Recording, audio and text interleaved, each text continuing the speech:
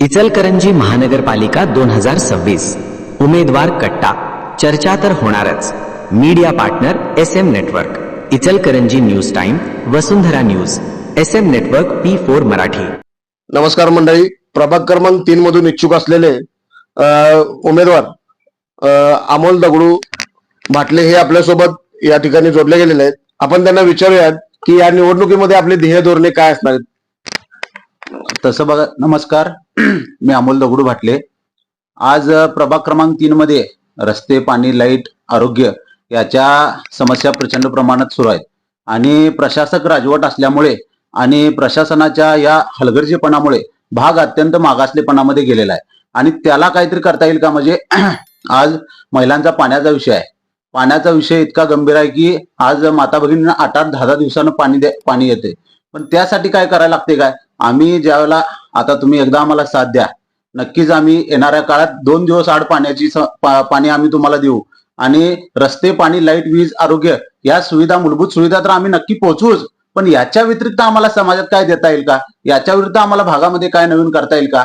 आज आमच्या तरुणांना व्यायामशाळा नाही आहेत, आज इथं वृद्धांना बगीचा नाही आहेत. अशा सुविधा काय तर असू द्यात, त्या आम्ही मार्गी लावण्याचं काम 100% करेन. ह्या दाट वस्ती लोकसंख्या असलेल्या या प्रभागात ओपन पिचचे अनेक समस्या आहेत, त्याच्याबद्दल आपलं काय धोरण असेल? आज ओपन पिचच्या पण समस्या आहेत, पण मी तुम्हाला निश्चितपणे सांगू इच्छितो, येणाऱ्या काळात ह्या तरुणांना जर तुम्ही संधी दिला तर या भागाचा कायापलट केल्याशिवाय आम्ही गप्प बसणार नाही. कारण ही युवा पिढीमध्ये एक ताकद आहे, ही विचाराची ताकद आहे आणि आम्ही शाहू फुले आंबेडकर यांच्या विचारधारेला धरून भागातल्या सगळ्या समाजातल्या घटकाला घेऊन जाऊन आम्ही काम करण्याचं प्रामाणिकपणे काम करणार आहे. त्यामुळं येणाऱ्या काळात फक्त जास्तीत जास्त तरुणांना तुम्ही संधी द्या, हे एक माझ्यासारख्या प्रामाणिक कार्यकर्त्याचा आणि माझ्यासारख्या प्रामाणिक तरुणाची सर्व पक्षातील वरिष्ठांना एक विनंती आहे.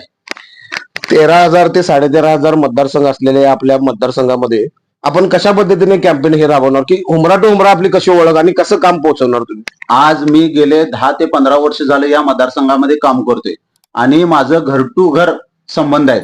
आज लाईट नाही आली, पाणी नाही आलं, परत गटरी तुंबल्या, रस्त्याच्या अडचणी, ह्या काही जरी समस्या झाल्या भागातल्या लोकांच्या, तरी मला कायम फोन येतात आणि मी त्यांचं घर टू घर, माता भगिनींचं माझं घर टू घर संबंध आहेत. आज 15,000चा वार्ड जरी असला तरी 10,000 नावं ही मला तोंडपाठ आहेत. म्हणजे माझं घर टू घर या संबंध या प्रभागामध्ये आहे. गणेश नगर सारख्या भागामध्ये मी काम केलेलं आहे.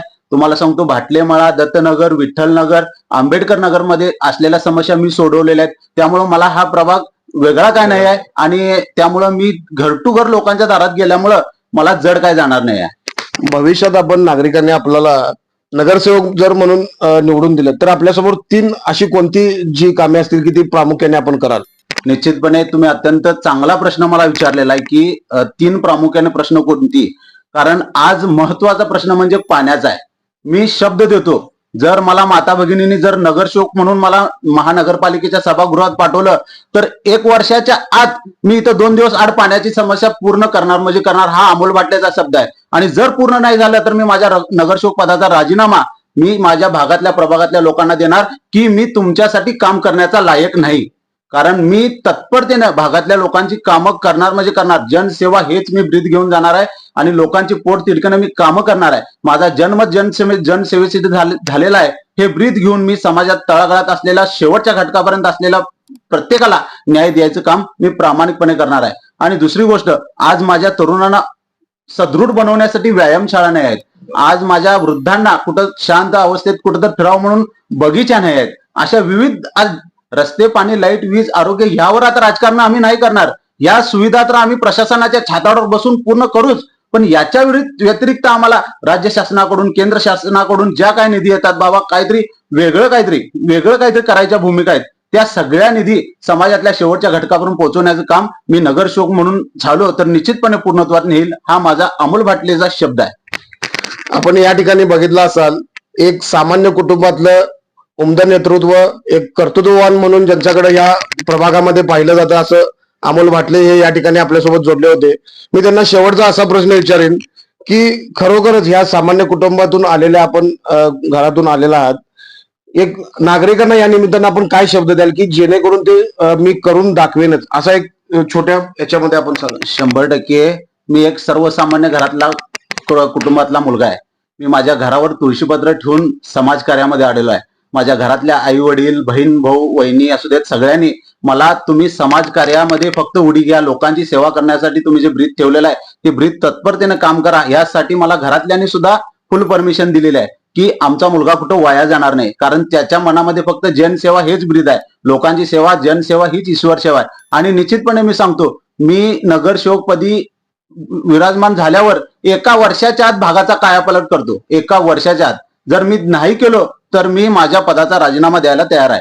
हे मी समस्त प्रभाग क्रमांक 3 मधल्या समस्त माता भगिनींना, तरुणांना, असलेल्या माझ्या ज्येष्ठ वृद्धांना मी सांगू इच्छितो, फक्त मला एकदा संधी द्या. या संधीचं मी नाही सोनं केलो तर मी माझं नाव बदलून ठेवतो, एवढंच मी सांगतो. आपण या ठिकाणी बघितलं असाल,